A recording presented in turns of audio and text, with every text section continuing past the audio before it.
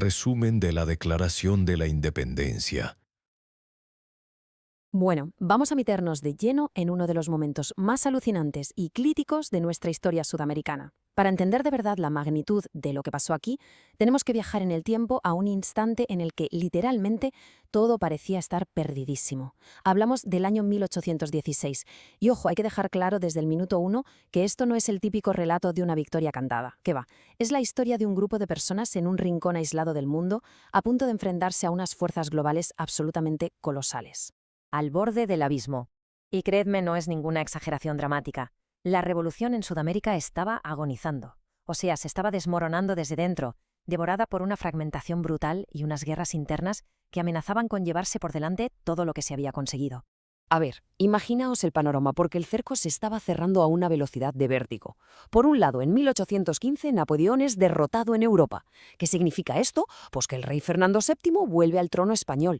Y no volvía precisamente con intenciones de hacer las paces. Su promesa era castigar a las colonias con sangre.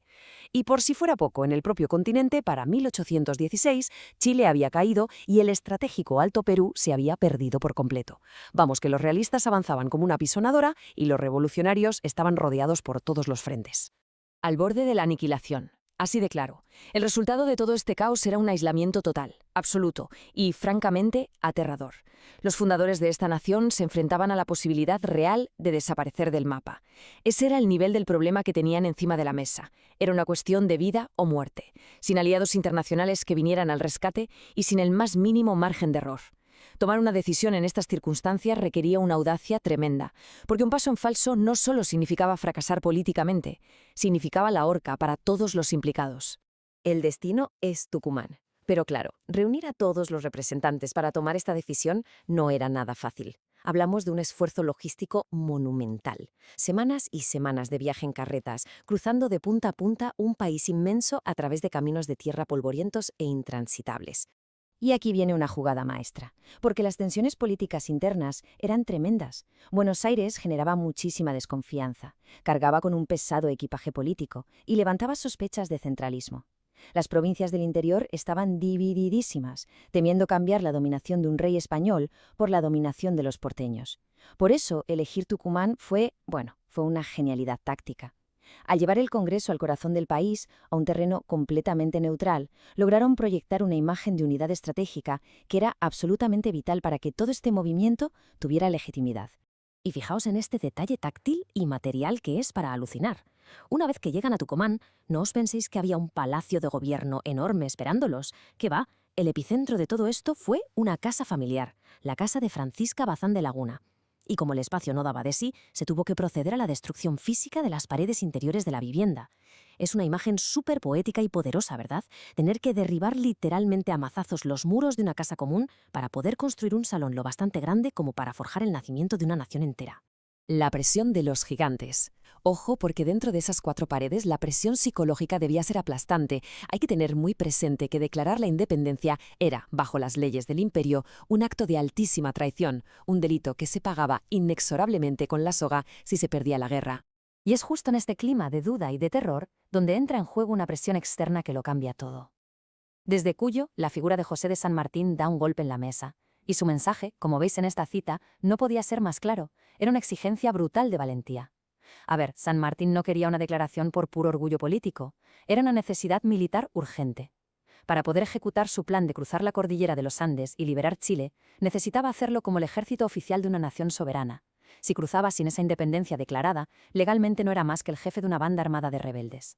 Y atención a esto, porque durante estos debates vitales surgieron ideas que hoy nos pueden dejar de piedra. ¿Una monarquía incaica? Pues sí, vale la pena detenernos en la propuesta radical de Manuel Belgrano, coronar a un descendiente de la nobleza inca.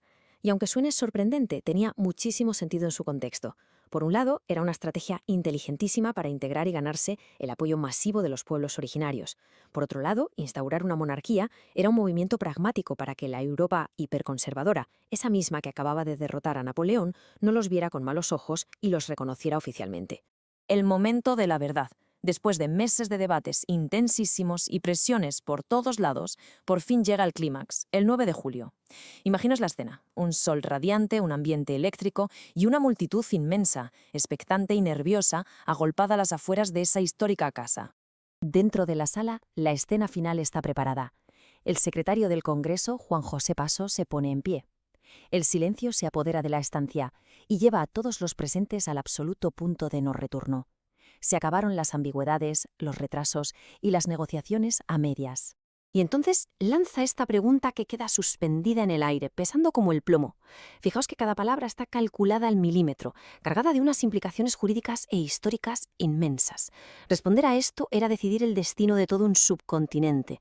Era, en esencia, la elección definitiva entre la vida o la muerte, entre la sumisión o la libertad. Una decisión que afectaría a millones de personas y marcaría a todas las generaciones futuras. Sí, queremos. Toda esa tensión acumulada estalla en una fracción de segundo. No hubo ni una sola duda. Un grito unánime, ensordecedor y lleno de energía resonó en todas las paredes del recinto. Con esta sola frase, rotunda e inconfundible, el pulso de los acontecimientos se aceleró de golpe. Fue esta aclamación rápida y triunfal la que dio a luz, de forma formal y legal, a una nueva nación independiente ante los ojos del mundo. Pero la historia no termina ahí. Resulta que los textos fundacionales son entes vivos que tienen que adaptarse a la realidad geopolítica. Y hay un detalle histórico fascinante. 10 días después, decidieron añadir estratégicamente una pequeña frase al acta. Y de toda otra dominación extranjera. ¿Por qué? Pues porque en medio de aquel caos global había rumores fortísimos de que algunos querían buscar el protectorado de otras potencias. Así que, con esta breve y genial adición, cerraron la puerta de golpe y de forma 100% legal a las inminentes ambiciones de imperios como Portugal o Inglaterra. De las palabras a la acción. Porque seamos claros, esta declaración no era un simple papel para guardar en un archivo, era una herramienta estratégica dinámica.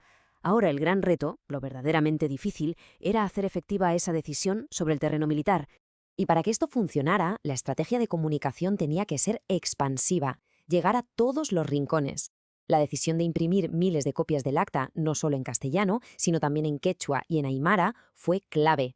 Esto garantizaba que el mensaje de emancipación saturara toda la geografía cultural, asegurando que no se quedara encerrado entre las élites de las ciudades, sino que calara muy profundamente en toda la inmensa extensión del territorio.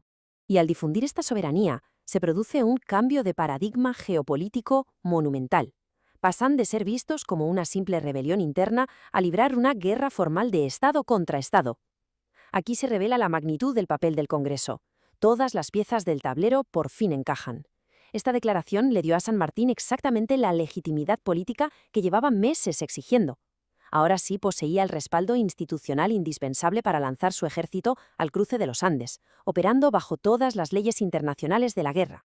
Para cerrar este análisis, me gustaría dejaros con una reflexión que verdaderamente pone los pelos de punta. ¿Cómo es posible que justo en el instante de mayor debilidad estructural, aislamiento y amenaza letal, una decisión basada en pura audacia lograra encender una mecha imparable? Aquel grito en esa casa remodelada de Tucumán no fue simplemente el final de un debate, fue el comienzo explosivo de una voluntad política y militar que terminaría cruzando las montañas más altas, desencadenando la liberación de media Sudamérica. Es un recordatorio fascinante de que las grandes encrucijadas de la historia se resuelven, precisamente, asumiendo los riesgos más inimaginables. ¿Nos parece increíble? Esperamos que te haya gustado. Gracias por ver. Dale like y síguenos. Hasta la próxima.